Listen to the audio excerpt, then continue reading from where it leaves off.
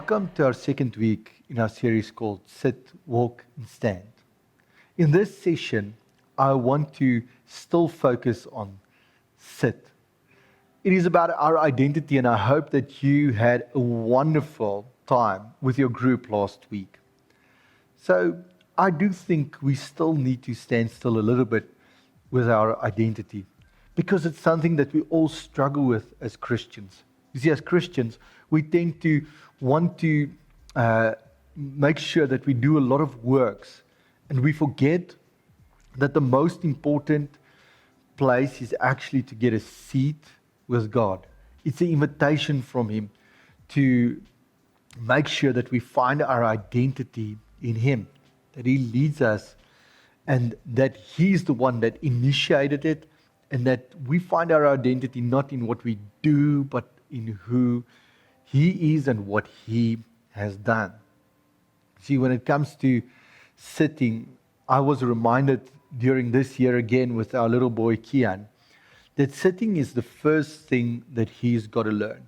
Before he walks, before he stands, before all those things, he's got to first learn how to sit.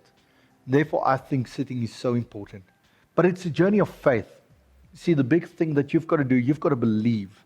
Because the enemy will always try and tell you that, you know what, you've got to do something to earn the right of being a child of God. But actually, you've just got to have faith.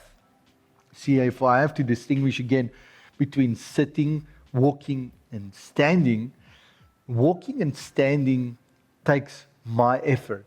It burns energy from me. And if I have to walk and stand, I quickly get tired because it uses something of my energy.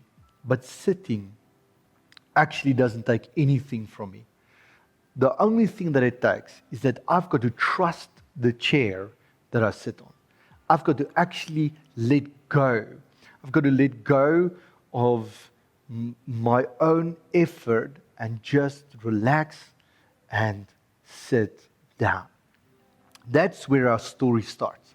It starts with sitting down with God and trusting your life into His hands. Trusting Him. And even our whole walk with God is based on that.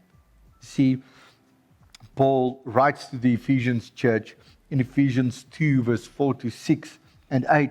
He says, "But God, being rich in mercy, because of the great love with which He loved us, even when we were dead in our trespasses, made us alive together with Christ.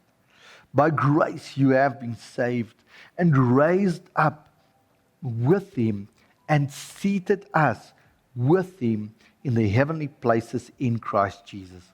For by grace you have been saved through faith. And this is not your own doing. It is a gift from God." See, Paul writes to the Ephesians and says that you have received a place of seating. You're seated with Christ in heavenly places. He says you're seated.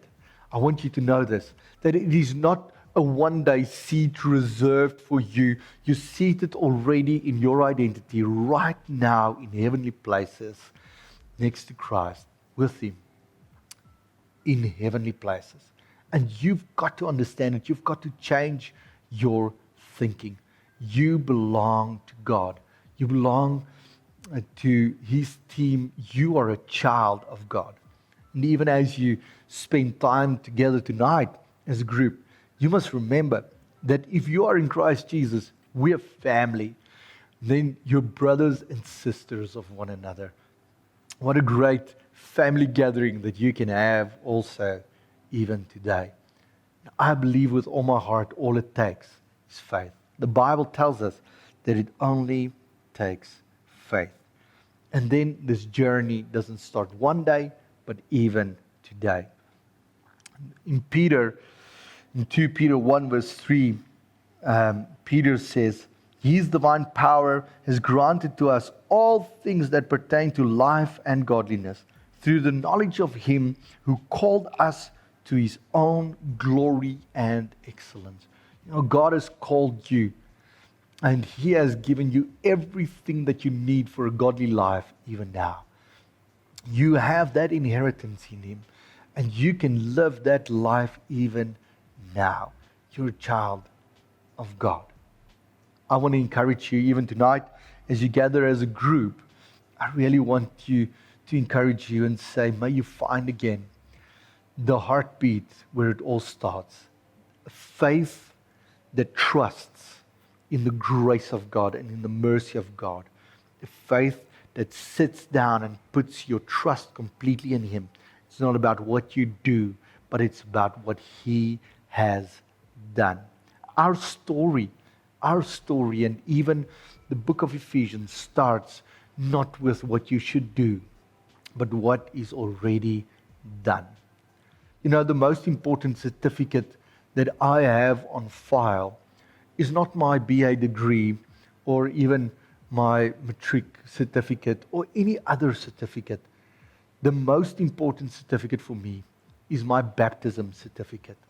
Because that certificate is that moment when I decided that I'm going to follow God. I made that decision. I put my full trust in Him. And after that, I got baptized. That is the most important certificate because that part of my identity, that is my identity. And all the other certificates is a lot of work, and the world wants to tell you that's your identity, you're a pastor, you're this, you're that. But at the end of the day, I am a child of the living God. And I want to encourage you tonight to also remember that. And maybe you should do that. Make that your most important certificate that you ever have. The one that speaks about your identity. I want to leave you with this question. I want to ask you tonight to truly be honest with yourself and even in your group. Do you also sometimes struggle to accept that God doesn't want you to do anything to earn His salvation? He just wants you to trust Him. Do you accept that, or do you struggle to accept that God accepts you the way you are? And it's all about what He has done. May you have a great time in your group. See you next week.